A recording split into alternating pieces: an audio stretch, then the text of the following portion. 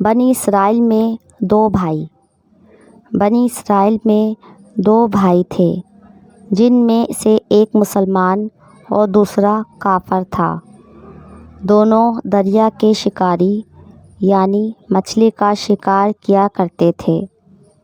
کافر بت کو سجدہ کرتا، مگر جب مچھلی کے لیے دریا میں جال ڈالتا تو اس قدر مچھلی آ جاتی کہ ان کو کھینچنا مشکل ہو جاتا، مگر مسلمان کے جال میں ایک مچھلی آتی اور اسی پر بھی صبر کے ساتھ خدا کا شکر ادا کرتا۔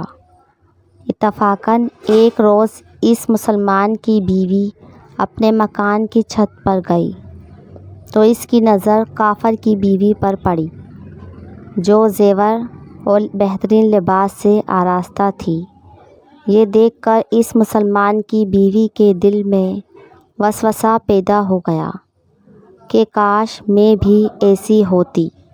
تو کافر کی بیوی بولی، تو اپنے شوہر کو آمادہ کر لے کہ وہ بھی میرے شوہر کے معبود یعنی بت کی عبادت کیا کرے، تاکہ تو بھی میری طرح مالدار ہو جائے۔ یہ سن کر مسلمان کی بیوی غمزدہ ہو کر نیچے آئی۔ جب اس کا شوہر گھر آیا تو بیوی کا حال دیکھ کر دریافت کیا، آخر بات کیا ہے جس سے تو اس قدر غمزدہ اور دکھی ہے؟ اس کی بیوی نے کہا، بس میاں، یا تو مجھے طلاق دے دو یا پھر اپنے بھائی کے معبود بت پرستی اختیار کرو۔ یہ سن کر اس کے شوہر نے کہا، خدا کی بندی، خدا سے نہیں ڈرتی؟ ایمان کی دولت کے بعد کفر کی باتیں کرتی ہے۔ وہ عورت بولی، بس اب مجھ سے زیادہ باتیں نہ بناؤ، میں ننگی پنجی نہیں رہ سکتی۔ جبکہ دوسری عورتوں، خصوصاً تیرے بھائی کی بیوی کو میں نے دیکھا کہ وہ زیورات اور عمدہ لباس سے آراستہ رہتی ہے۔ جب اس مرد مومن نے دیکھا کہ عورت ضد پر اتر آئی ہے اور اس کا اصرار حد سے بڑھ چکا ہے، تو اس نے عورت کو تسلی دی اور کہا، اچھا، گھبرانے کی ضرورت نہیں ہے، میں کل سے کاریگروں اور مزدوروں میں جا کر محنت کر کے تجھے روزانہ 2 دینار دیتا رہوں گا، ان 2 درہم سے تو اپنی حالت درست کر لینا۔ یہ سن کر عورت کو کچھ تسکین حاصل ہوئی۔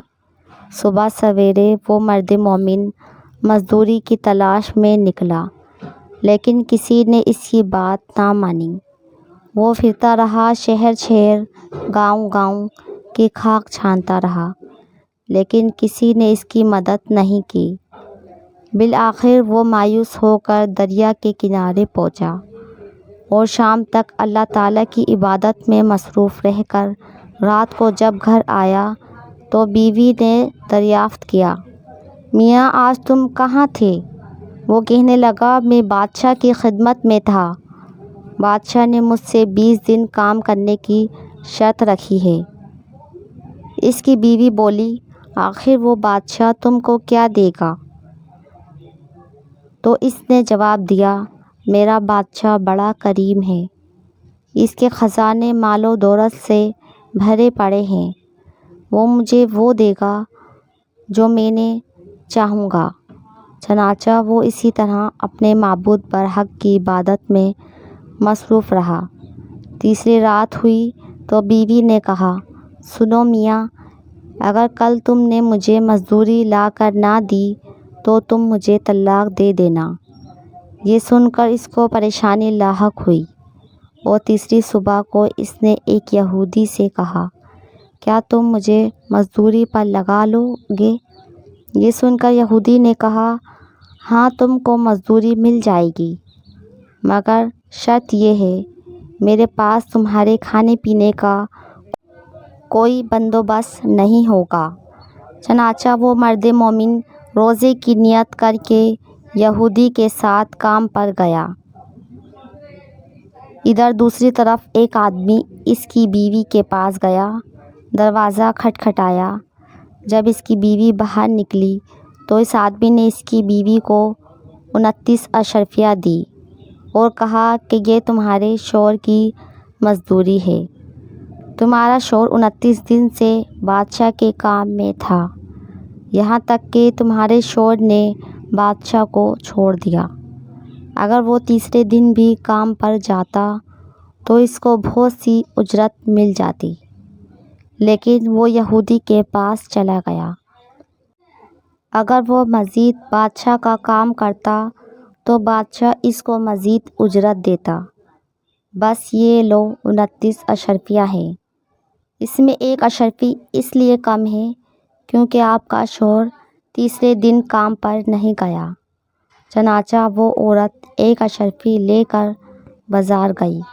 سونار نے جب اشرفی دیکھی تو 1000 درہم اس کی قیمت عورت کے حوالے کر دی۔ جب شام کو وہ آدمی گھر آیا تو عورت نے اس سے دریافت کیا کہ آج تم کہاں تھے؟ اس نے جواب دیا، آج میں ایک یہودی کے ساتھ کام پر تھا۔ اس کی بیوی نے کہا، بادشاہ کی خدمت کر کے تم دوسروں کی خدمت کیوں کرتے ہو؟ پھر اپنے شوہر کو اشرفیوں کا واقعہ سنایا، جس کو سن کر وہ مرد مومن روتے روتے بے ہوش ہو گیا۔ جب اس کو ہوش آیا تو بیوی سے کہنے لگا، افسوس کہ میں نے بادشاہ دو جہاں کا حق اپنے اوپر لازم نہ کیا۔ اس کے بعد اس آدمی نے اس عورت کو چھوڑ دیا اور پہاڑوں پر چلا گیا، جہاں خدا کی عبادت میں مصروف رہ کر باقی زندگی گزار دی، اور وہیں اس کا انتقال ہو گیا۔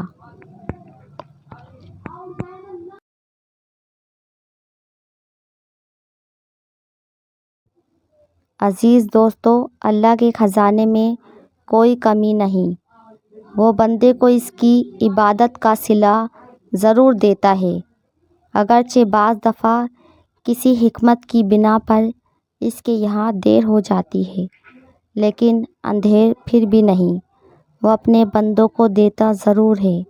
اللہ تعالی ہم سب کو صبر و شکر کے ساتھ رہ کر زندگی گزارنے کی توفیق عطا فرمائے، آمین۔